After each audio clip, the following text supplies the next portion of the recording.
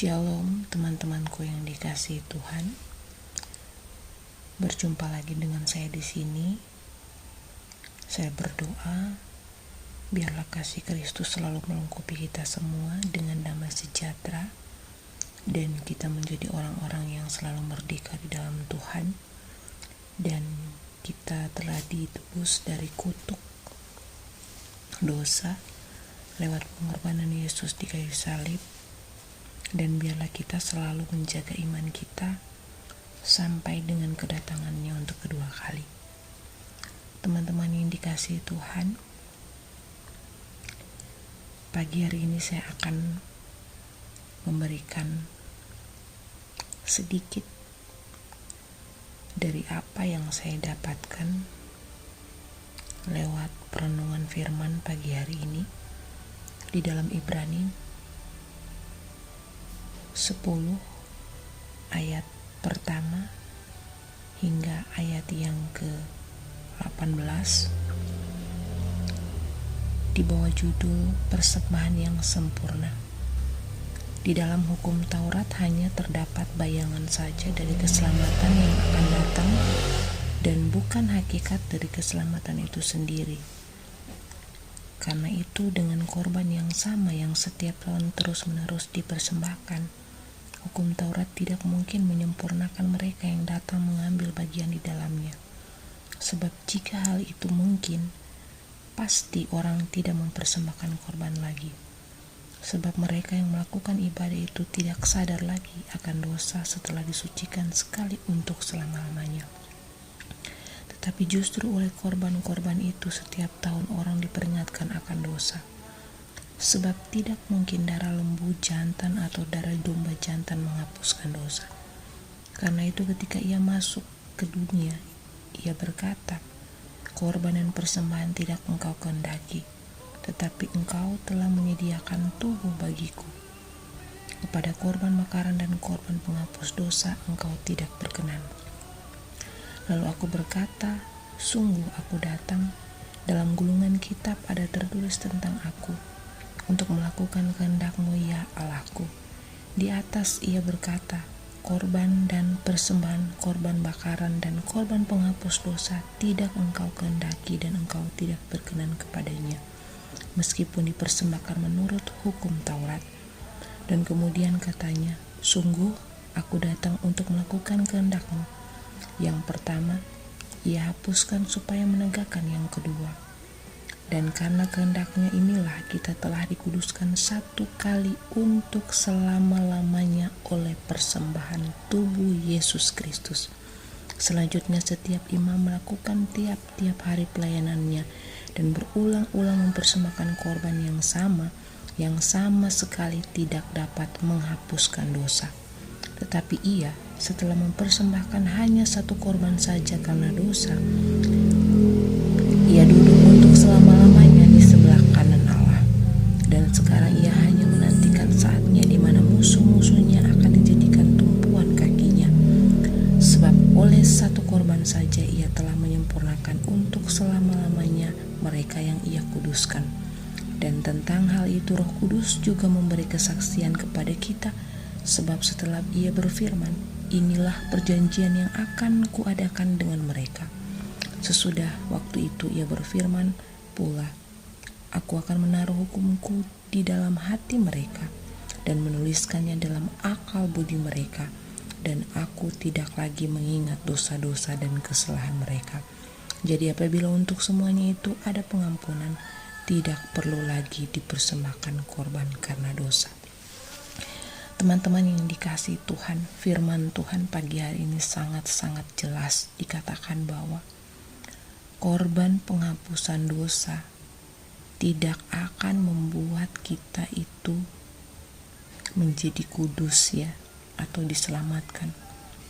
Tetapi dengan pengorbanan Yesus Kristus di kayu salib, itu yang membuat kita menjadi manusia-manusia yang telah ditebus dari dosa-dosa kita. Jadi teman-temanku yang dikasihi Tuhan, firman Tuhan pagi hari ini sangat-sangat jelas. Akhir-akhir ini banyak ajaran-ajaran yang membuat kita terkecoh. Kita mulai menyangkal apa yang menjadi iman kita mula-mula. Kita mulai menyangkal kedahsyatan Yesus Kristus. Kita mulai menyangkal pengorbanan Yesus Kristus. Antikris sangat-sangatlah licik. Mereka menjebak kita dengan cara yang sangat halus. Terlihat seperti kita sedang beragama, terlihat seperti kita sedang melakukan firman Tuhan, tetapi sesungguhnya mereka sedang menggiring kita dan mereka sedang membawa kita untuk menolak setiap pengorbanan Yesus Kristus di kayu salib. Yang pertama, mereka membawa kita, membawa pikiran kita seakan-akan Tuhan yang sudah kita sembah itu adalah Tuhan yang salah. Penyebutan nama air-air ini membuat kita saling membenci antara kubu yang satu dengan kubu yang lain. Tetapi percayalah, firman Tuhan ini menyatukan kita.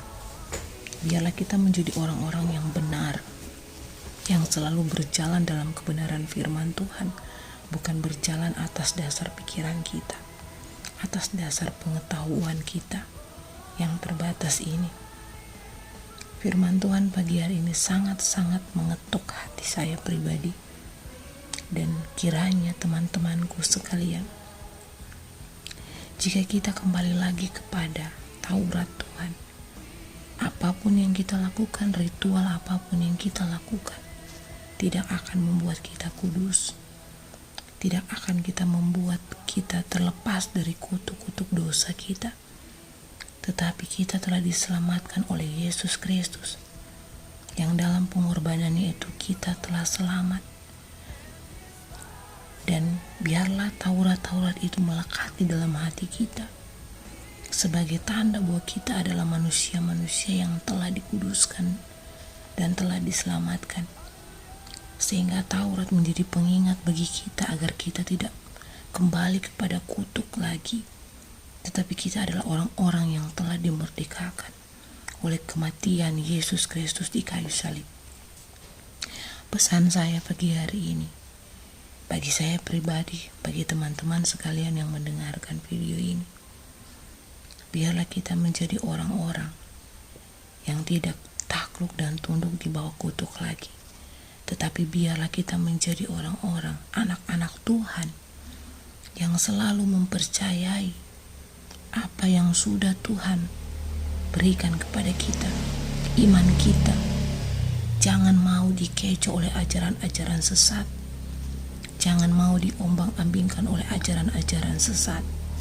Dunia ini akan binasa, teman-temanku. Kita sedang berada di penghujung dunia ini. Oleh sebab itu, si jahat cepat mencari mangsa di akhir-akhir masa ini. Mereka bergerak sangat cepat. Dan kita sebagai anak-anak Tuhan yang memiliki iman yang kuat, kita harus saling menguatkan teman-teman yang lain. Tidak ada kata santai lagi akhir-akhir ini. Kita harus bergerak cepat. Karena si jahat pun bergerak cepat akhir-akhir ini untuk mencari mangsa. Teman-temanku, kematian Yesus di kayu salib adalah karya keselamatan yang sangat luar biasa, yang harus kita ingat dan harus kita tanamkan dalam pikiran dan hati kita, bahwa kita adalah orang-orang yang sudah ditebus, sudah dibayar lunas. Sehingga biarlah kita mempertahankan iman kita kepada Yesus Kristus, dan kita tidak menjadi pengkhianat di akhir zaman ini, sehingga kita menjadi orang-orang yang ada di barisan yang akan dibinasakan. Shalom. Tuhan Yesus memberkati kita semua.